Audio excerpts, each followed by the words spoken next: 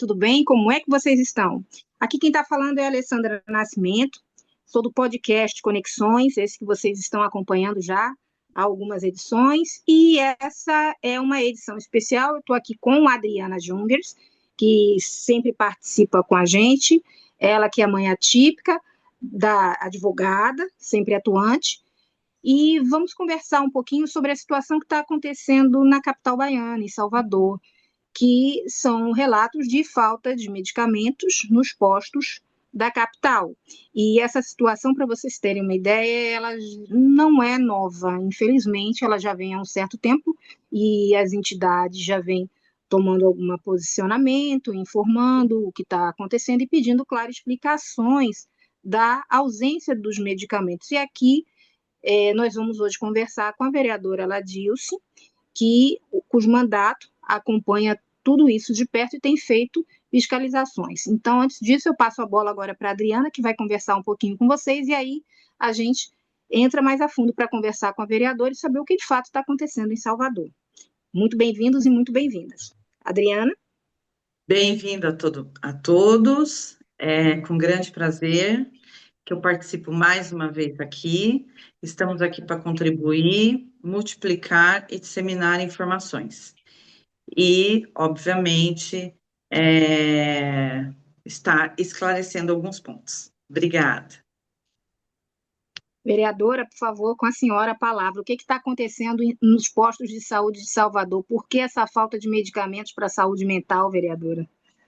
Então, boa tarde também a todos e a todas. É um prazer participar aqui com a Alessandra, com a Adriana, né, dessa conversa muito importante sobre a situação da rede de saúde mental, né, da rede de atenção psicossocial em Salvador, e mais especificamente sobre a falta de medicamentos, né, de uso contínuo né, para os pacientes dessa rede.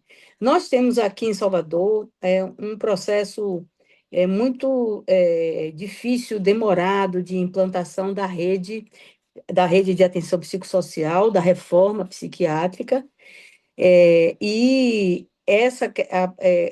a situação ela envolve diversos elementos, diversas precariedades, né, nessa rede, falta de muitos itens, e recentemente se acentuou a falta de medicamentos. Aliás, não é tão recente assim, porque a gente tem relatos de falta de medicamentos desde o ano passado, né? E nos últimos meses, os pacientes têm feito uma verdadeira via sacra na cidade, procurando mais de 20 itens, né, de medicamentos que estão em falta nos CAPs. E isso tem trazido uma preocupação muito grande, chega a um desespero dos pacientes, porque esses medicamentos, em geral, eles são caros, né? Mesmo que as pessoas mesmo tendo disponibilidade nas farmácias de alguns itens, as pessoas não têm condição de comprar, porque é uma população de baixa renda. Salvador, inclusive, é uma cidade muito pobre, é a penúltima renda das capitais brasileiras, renda per capita. Então, é uma situação muito, muito cruel o que as pessoas estão passando. Esses pacientes têm entrado em surto, né?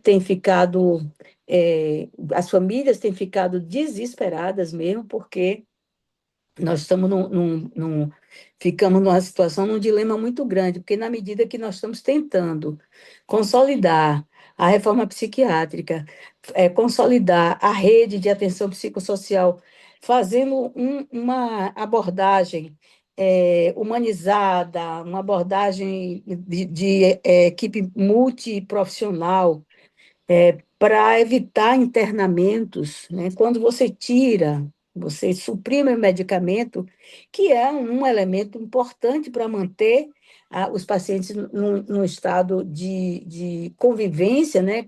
Onde eles não entrem em crise. Quando você tira o medicamento, muitos pacientes não conseguem suportar e aí desorganizam, por mais que as equipes tentem fazer um manejo dessas crises, né, para superar a falta de medicamento, mas em muitos casos isso não é possível e a gente tem visto pacientes que estão realmente surtando, às vezes chegam agressivos nas unidades e têm cenas muito complicadas e vão parar no PA psiquiátrico, né, e acabam tendo necessidade de internamento. Eu venho acompanhando, tenho cobrado da Secretaria Municipal de Saúde, do prefeito da cidade, né, por ofício, inclusive, mandado e ainda até o momento sem resposta. Estou fazendo visitas praticamente diárias nos CAPs e a situação é a mesma. Hoje mesmo eu tive em vários CAPs e continua a falta de medicamentos, além de falta de profissionais de algumas áreas, né? E muitas vezes faltam material para oficinas, né, terapêuticas, enfim, mas o mais gritante é a falta do medicamento. Se você me pergunta, Alessandra, o porquê, né, eu estou fazendo a mesma Sim. pergunta às autoridades, né? Fizemos por ofício, hoje eu tive um contato por telefone com o secretário, ele, ele apontou a regularização dessa situação para o final do mês, e vamos ver, né? Me disse que fez licitação, mas deu deserta, acho que é uma coisa também que a gente precisa entender. Enfim, mas o fato é que não é possível continuar essa realidade, né? Não é possível a gente ficar mais de 6 meses com desabastecimento de medicamentos. Você falou, né? Você de uma associação de epilepsia. Eu encontrei hoje na fila de um CAPS uma pessoa que tem epilepsia e estava em busca de um medicamento para evitar as crises. E até eu disse a ela que ele procurasse, Alessandra. Fez bem. Eu estou É, aguardando ela entrar em contato. então é isso, é uma situação dramática, né? E a gente fica recorrer a quem recorrer? Recorrer ao Ministério Público. A gente tem recorrido ao Ministério Público, precisamos insistir, mas eu acho, e eu falei isso hoje lá na porta do CAPS para os usuários, é preciso que a população se posicione, né, e cobre das autoridades, porque recursos para medicamentos, eles são carimbados. Vem para os municípios, descentralizado do Ministério da Saúde, esses recursos para a compra desses medicamentos, e é preciso que haja uma gestão eficiente a ponto de não deixar faltar. Ou quando tiver próximo, né, de zerar estoque, isso é uma regra básica de gestão. Então, é preciso, eu quero entender exatamente o que é que está acontecendo, disse ao secretário, porque de um ano para o outro, você não conseguir, né, fazer o suprimento regular de medicamento é muito esquisito, é muito estranho. Então, nós estamos nesse esforço. No próximo dia 15, nós vamos fazer uma sessão na Câmara, que vai exatamente, a gente espera que até lá a situação esteja resolvida, mas se não estiver resolvida, nós vamos nesse dia fazer um apelo público para a imprensa, né, e uma grande manifestação, porque nós estamos mobilizando todos os usuários de todos os CAPs para irem à Câmara, e a gente convida, inclusive, vocês, né, a estarem presentes lá conosco. Estaremos sim, a BPEFA vai estar presente. É uma situação bem lembrado, isso já persiste há mais de um ano. Há mais de um ano a gente tem recebido, por parte das pessoas com epilepsia e de familiares, a ausência de medicamentos. Então, o fluxo ele não tem se mantido rotina, não há uma continuidade. E o que me chamou a atenção foram alguns relatos de mães que falta o xarope de ácido valproico, e isso tem gerado algumas situações, porque aí, por exemplo, tem o custo do medicamento e outras situações também adversas, que, na verdade, o que chama a atenção é o tempo que tem faltado, a que ponto que a situação chegou, e não ter sido gerenciado como crise por parte da própria secretaria. Inclusive, aqui deixo o podcast aberto ao próprio secretário, se ele tiver ou algum porta-voz da Secretaria de Saúde, até para explicar, porque o que, enquanto sociedade, pessoas que fazem uso das medicações, o que nós queremos é uma resposta, né? E isso tem sido muito implacável com a rotina de todos nós. E dentro dessa linha, a senhora ter trazido que dia 15 vai ter essa ação, esse encontro, essa reunião na Câmara, isso também é muito pertinente e muito oportuno. Queria saber quais foram os relatos, enfim, como está essa questão do desabastecimento, está medicamento para adulto, medicamento para criança, está uma coisa muito, tipo, me falta até a palavra, né? Porque você chegar para uma criança, não ter o medicamento, o grau de desespero que a mãe fica, a epilepsia sai praticamente quase em surto, e eu entendo, porque realmente a falta desse medicamento, não sabe se vai ter o dinheiro, o recurso para poder adquirir em casa, como é que vai ser essa questão do orçamento. Então, diante disso tudo, as pessoas que não estão encontrando os medicamentos, qual seria o caminho, vereadora? A quem recorrer? Vai direto na ouvidoria da prefeitura, registra a reclamação, mantém o protocolo, depois recorre ao Ministério Público. Como é que seria isso que pode ser feito, né? Tendo como premissa a Câmara como apoiadora e escutar essa demanda da população? Eu acho que Então, eu acho que esses caminhos que você apontou aí são os caminhos corretos, né? Você pode, a ouvidoria, você pode inclusive acessar a ouvidoria por telefone, né? WhatsApp, isso mesmo. Por WhatsApp, mas acho que procurar o Ministério Público ou a Defensoria Pública também, certo? O que for mais acessível para cada pessoa. É importante a gente fazer esse esforço, é importante, nós não podemos deixar, porque eu imagino o que é uma mãe, né, com um filho. Às vezes tem mães que têm mais de um filho, que tem problema, né, tem alguma deficiência e algum transtorno mental, ficar sem uma medicação, né? O desespero dessas mães, o desespero dessa família. Então, não é uma coisa muito séria, muito grave o que está acontecendo. Eu vou fazer uma visita essa semana, logo no início da semana, à promotora da área de saúde da doutora Rocil Matos, para ela ir à sessão, e eu espero que até lá, e a gente está fazendo pressão mesmo, para que até lá a gente tenha uma sinalização concreta do abastecimento, da regularização do abastecimento desses medicamentos. Não é possível. É preciso dar um jeito. Se não teve a licitação, deu deserta, compra por. Tem mecanismo de se comprar. Nessa situação, compra sem licitação. É emergencial. É uma situação emergencial. Entendeu? Exato. Então, no Emergencial máximo, é pode, emergencial. em Você. situação emergencial.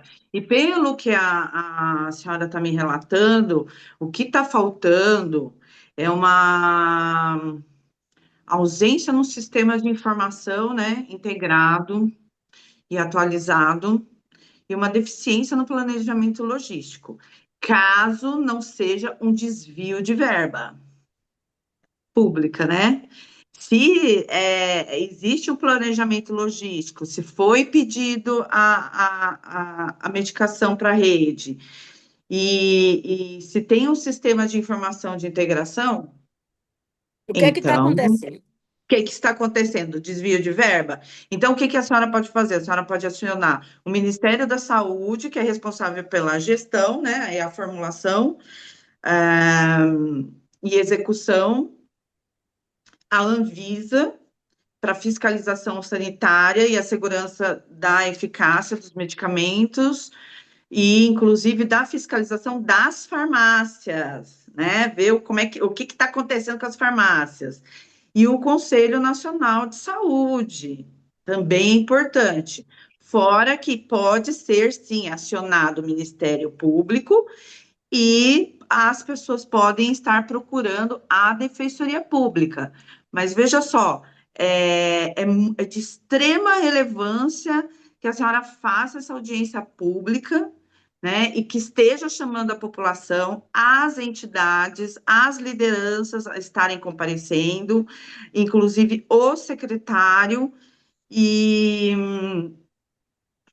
porque não dá, e às vezes a senhora está falando de crianças que estão, ou adultos que estão precisando da medicação, as mães também têm essa necessidade, porque a maioria das mães também fazem uso da medicação, né? Porque a gente sabe que a realidade das mães não é fácil.